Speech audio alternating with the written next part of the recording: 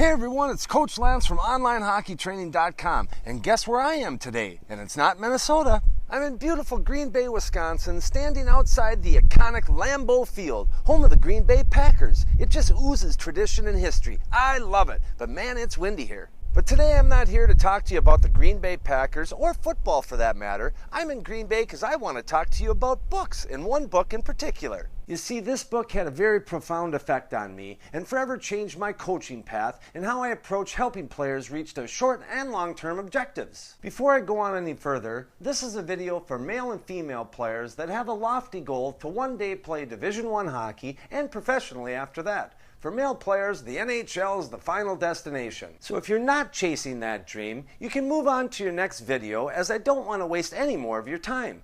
But if this is you, and that's the dream you're chasing, then let me introduce you to the book that provides the blueprint to where you want to go, and that book is called Outliers by Malcolm Gladwell. So let's begin. Right out of the gate, you're going to love this book, because right away in Chapter 1, the story begins at a hockey rink in Vancouver, British Columbia. Mr. Gladwell had one objective: to see if highly successful people, regardless of the discipline, shared any common characteristics, traits, or habits that contributed to their trajectory. Does the month you were born, place you live, or how much money your parents make matter in this over decade-long process? Outliers says it does. If college hockey or the NHL is what you have your sights on, then this publication will provide you with all the information you'll need to know on how to get there. You'll quickly figure out exactly what you're entering into, how much time, effort, and money is required to give yourself the best opportunity to reach your final destination. Until I read Outliers, I had no idea what month you were born in can give you a competitive advantage over the majority of others in school and sports.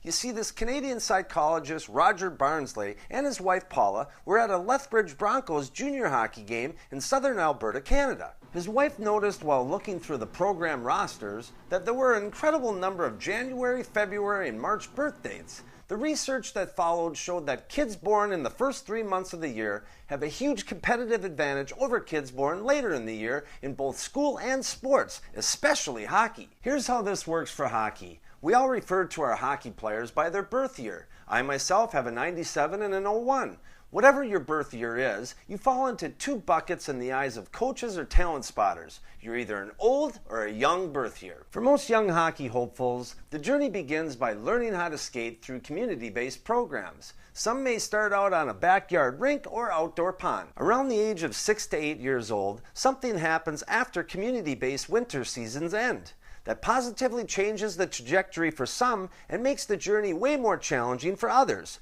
What is this, you ask? It's spring and summer AAA hockey. Teams like the Minnesota Blades, Regina Junior Pats, Euro Americans, the Blue Army, Rockford Ice Hogs, Can-Am Selects, BC Bears, Tommy Chicago, and the Vancouver Vipers, to mention a few. When these spring teams are first being formed, coaches look for older players like Outliers show, born in the first 3 to 4 months in the year. Why? Because at that age of 5 or 6 years old, when these teams are being formed, there's a noticeable difference in the size of a kid born January 1st to one born late in December. I guarantee you that if a coach had to make a decision to fill the final roster spot on his team between the two above-mentioned players, the coach will always choose the older player, especially in the first couple of years of the team being put together. For one of the players, the process is set in motion, where he or she will start getting better coaching, practicing with better players, and playing against better competition, while the younger player begins an uphill battle, starting out on a lower level team, or even has difficulty finding a team to play on. Unfortunately, this is the system we operate on. So if you're an older player, take advantage of this head start you've been given. Too often the kid that's big early doesn't have to work as hard and still has success. What that player doesn't realize is that the younger, smaller player is a little scrappy and just keeps on going out and competes every day. What Outliers explains is that a competitive advantage early, like height, doesn't last forever. At some point, the playing field is leveled, and when it does, the once smaller, younger player keeps on competing like his parents have always told him since he was a toddler, and eventually catches and passes the older player in a lot of cases. Heck, I'm a November birthday. If I can make it, anyone can. And why shouldn't it be you? Now, this is the part of the book that you need to fully understand. This is the section that talks about how much time you need to commit to in order to give yourself a chance to making it to the top. Professor Anders Ericsson is an expert on experts. In decades of researching top performers, regardless of the discipline, from an elite athlete, artist, musician, mathematician, it was always the same. There was an enormous amount of time and effort put into chasing their passion. As Mr. Ericsson points out, simply wanting to improve isn't enough. People need well-defined goals and the support and guidance from others to help them make a plan for achieving them. One major differentiator for high-level performers is it's not just practice, it's deliberate practice. It's never going through the motions, it's paying attention to the smallest details, and every hour spent is getting them a little closer to their journey's end. What also was popularized in the book Outliers was Professor Ericsson's phrase, the 10-year, 10,000-hour rule. It basically says that if you want to have a chance at making it to elite status in anything, you need to spend at least 10,000 hours of focused and deliberate practice,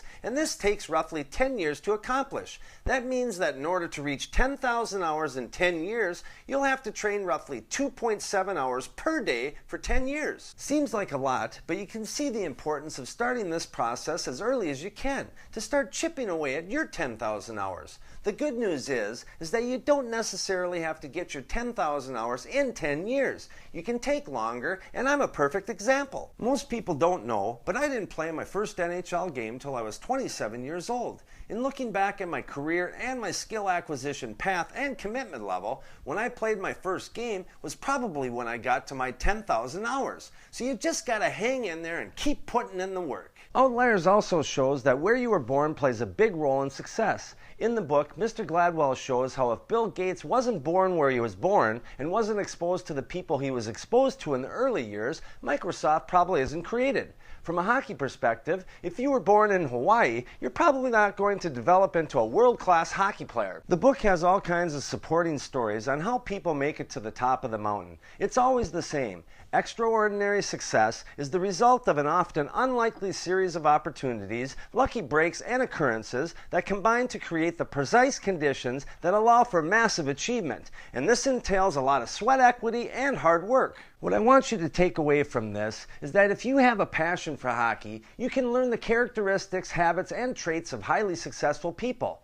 You have to have a clearly defined objective, a plan of execution on getting closer to achieving it, and the support of family, friends, coaches, and trainers to help guide you down this process. The earlier you can start chipping away at your 10,000 hours, the better, and you have to have a patient and persistent approach as this journey is a long one. The book shows that some have a competitive advantage based on what part of the year you were born in, but it doesn't say that some don't have a chance to make it to the big time. They just have a little steeper hill to climb. Well, definitely a book you should read. If you're new here, don't forget to subscribe, and if you like the video, please share it with someone in your hockey circle. I'd appreciate it. Lastly, if you currently don't do any off-ice stick handling or shooting training, this is an easy way to start whittling down your 10,000 hours, as every rep counts, regardless if it's on or off the ice. Just check out my off-ice stick handling and shooting program at onlinehockeytraining.com. Thanks for watching, and I'll see you next time.